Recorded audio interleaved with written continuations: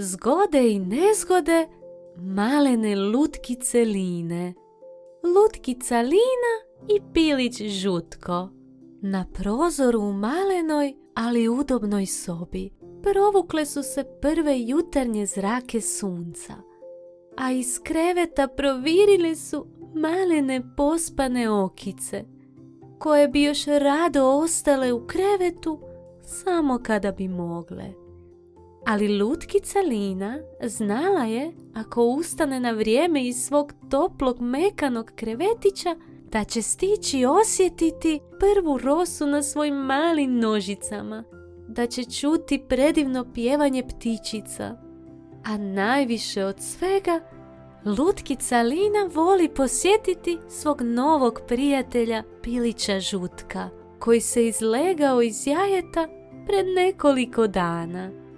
Žutko je bio nestašan i tako malen. Imao je male okice, maleni kljun i nespretne nožice, koje bi rado svuda hodale samo kada bi mogle. Lutkica Lina obećala je piliću Žutku da će ga provesti u obilazak šume. Lutkica Lina ustala je iz svog krevetića i počela se pripremati za dan. Složila je svoj krevetić, pustila sunce u sobu, umila se, obukla i krenula je prema vratima. Kada se je sjetila da mora uzeti svoj najdraži maleni ruksak u obliku zeke. Sada sam spremna, rekla je lutkica i krenula prema piliću Žutku. Pilić Žutko i lutkica Lina trebali su se naći pored kokošinjca. Lutkica Lina je stigla, ali piliću Žutku ni traga ni glasa. Počela ga je dozivati.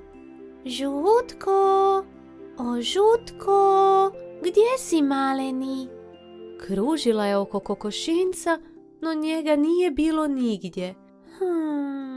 Taj nestašni maleni pilić sigurno je otišao bez mene. Lutkica je krenula u potragu. Prvo kuda je krenula bilo je dvorište. Nema Žutka, rekla je, pa nastavila dalje. Zatim je stigla do kravica, no njega nije bilo ni tamo.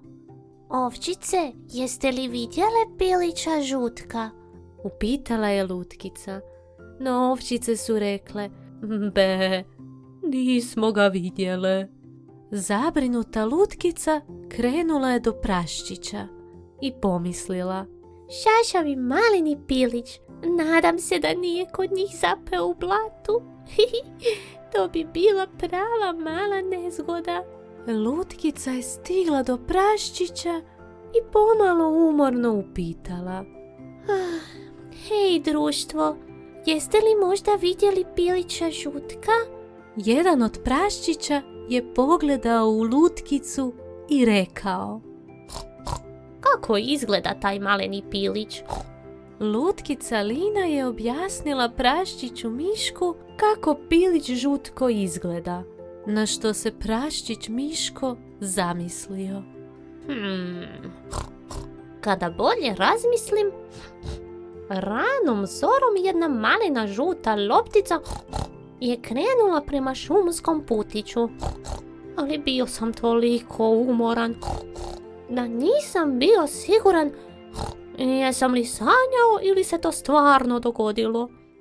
Lutkica Lina se zahvalila na pomoći praščiću Mišku i potrčala je prema šumskom putiću, gdje je začula maleni glasić koji je vikao, ima li koga? Čujem da je netko tamo. Čujem da netko hoda po lišću. U taj čas pilić je zagunđao. O ne, nadam se da nije lisica Biba. O, malenih mi mojih nožica, nadam se da nije ona.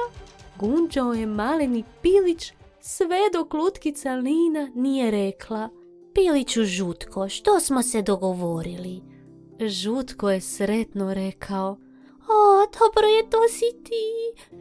Žao mi je, lutkice, nisam mogao spavat od uzbuđenja što ću vidjeti sve šumske puteve.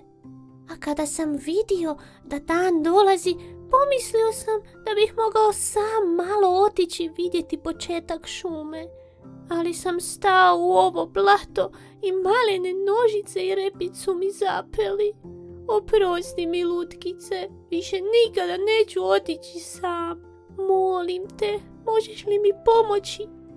Naučio sam lekciju i biti ću strpljiv, obećajem. Plačući i šmrčući, Pilić je pogledao u lutkicu koja je već došla blizu blatnjave lokvice. Uzela je grančicu koju je pronašla u blizini jednog velikog starog hrasta, te je pružila grančicu Piliću Žutku, koju je odmah uhvatio. I lutkica Lina je počela vući svom svojom malenom snagom. Na kraju je uspjela izvući malenog Pilića, koji je bio jako sretan i zahvalan što je prije lisice Bibe došla lutkica Lina i spasila ga. Lutkica Lina i Pilić Žutko su se vraćali na farmu, gdje je lutkica Lina rekla: Žutko, ti maleni nestašni Piliću, obećaj mi još jednom da nema odlaska sa farme, bez da nekome kažeš da ideš i da ćeš od danas učiti kako biti strpljiv. Pilić Žutko je pogledao u lutkicu i rekao: Obećajem ti, lutkice Lina, potruditi ću se biti strpljiviji i neću odlaziti više nikada sam sa farme. Tada je Pilić Žutko naučio da je opasno otići sam i ne reći nikome kamo ideš.